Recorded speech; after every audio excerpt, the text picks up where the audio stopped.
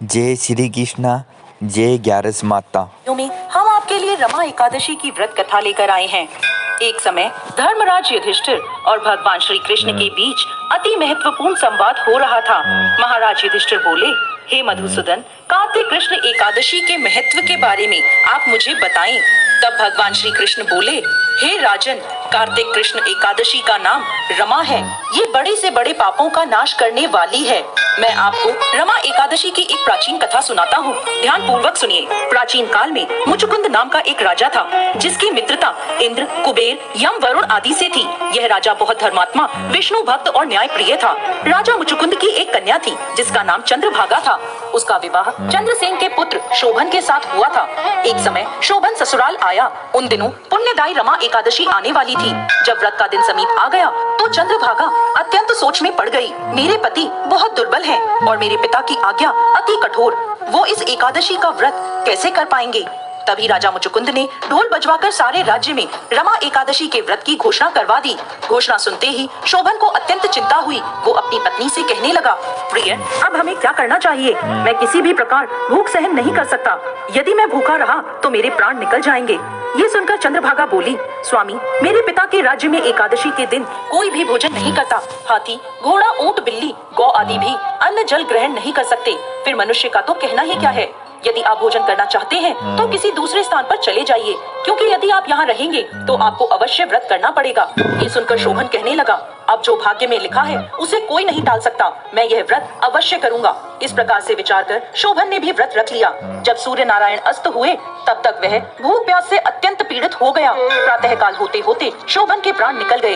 तब राजा ने सुगंधित काष्ठ से उसका दाह संस्कार करवाया, परंतु चंद्रभागा ने अपने पिता की आज्ञा से अपने शरीर को दुग्ध नहीं किया और शोभन की अंत्येष्टि क्रिया के बाद अपने पिता के घर में ही रहने लगी। रमा एकादशी के प्रभाव से शोभन को मंदाचल पर्वत पर धन धान्य से युक्त, शत्रुओं से रहित एक सुंदर देवपुर प्राप्त हुआ। एक समय एक ब्राह्मण सोम शर्मा, जो कि मुचुकुंद के नगर में रहते थे, तीर्थ यात्रा करते हुए देवपुर पहुँचे। वहाँ उन्होंने शोभन को पहचान लिया और उसके पास गए और बोले, हे राजन, मैं अत्यंत आश्चर्य में हूँ। आप अपना वृत्तांत सुनाइए कि ऐसा सुंदर नगर जो ना कभी देखा ना सुना, आपको कैसे प्राप्त हुआ? तब शोभन बोले कि कार्तिक कृष्ण पक्ष की रमा एकादशी का व्रत करने से मुझे ये नगर प्राप्त हुआ है, परंतु यह अस्थिर है। तब ब्राह्मण ने पूछा, हे राजन, ये स्थिर क्यों नहीं है और कैसे स्थिर हो सकता है?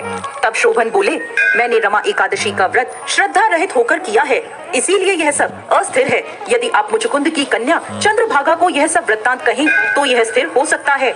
ऐसा सुनकर वह श्रेष्ठ ब्राह्मण अपने नगर लौट आए और आकर चंद्रभागा को उन्होंने सारा वृत्तांत कह सुनाया।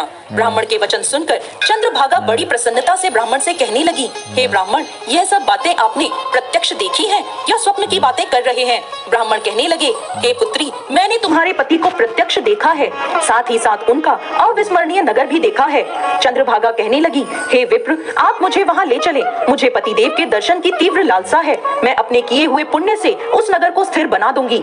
आप ऐसा कीजिए, क्योंकि वियोगी को मिला देना महापुण्य है। सोम शर्मा यह बात सुनकर चंद्रभागा को लेकर मंदराचल पर्वत के समीप वामदेव ऋषि के आश्रम पर गए। वामदेव जी ने सारी बात सुनकर वेद मंत्रों के उच्चारण से चंद्रभागा का अभिषेक कर दिया। तब ऋषि के मंत्र के प्रभाव और एकादशी के व्रत से चंद्रभागा का शरीर दिव्य हो गया और वह दिव्य गति को प्राप्त हुई। इसके बाद बड़ी प्रसन्नता के साथ अपने पति के निकट गई। अपनी प्रिय पत्नी को देखकर शोभन बहुत प्रसन्न हुआ और उसे बुलाकर अपनी बाईं तरफ बिठा लिया। चंद्रभागा कहने लगी, हे प्राणनाथ, आप मेरे पुण्य को ग्रहण कीजिए।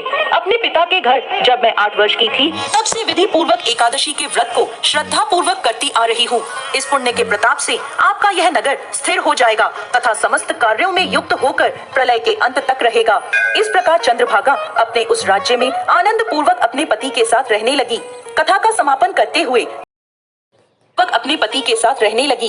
कथा का समापन करते हुए भगवान श्री कृष्ण बोले, हे युधिष्ठिर महाराज, जो व्यक्ति रमा एकादशी की व्रत कथा का श्रवण करता है वो सभी पाप कर्मों से मुक्त होता है और उसे भगवान श्री हरि के परम धाम वैकुंठ की प्राप्ति होती है।